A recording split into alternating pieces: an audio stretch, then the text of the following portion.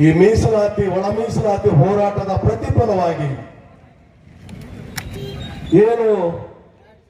ಒಳ ಮೀಸಲಾತಿಗೆ ಹೋರಾಟ ಮಾಡಿದಂತ ನಮ್ಮ ನಿಮ್ಮೆಲ್ಲರ ತಾಯಂದಿರ ತಂದೆಯರ ಅಣ್ಣ ತಮ್ಮಂದಿರ ಸುಮಾರು 10 ರಿಂದ 12 ಜನರ ಪ್ರಾಣವನ್ನ ಕೊಟ್ಟಂತ ಈ ಹೋರಾಟಕ್ಕೆ ಕೊನೆಯದಾಗಿ ಏನು ಸುಪ್ರೀಂ ಕೋರ್ಟಿನ ಆದೇಶದ ಮುಖಾಂತರ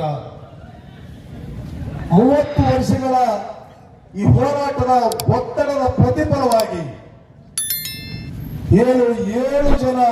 ನ್ಯಾಯಾಧೀಶರ ಬೆಂಚಲ್ಲಿ ಸುಮಾರು 6 ಜನ ನ್ಯಾಯಾಧೀಶರು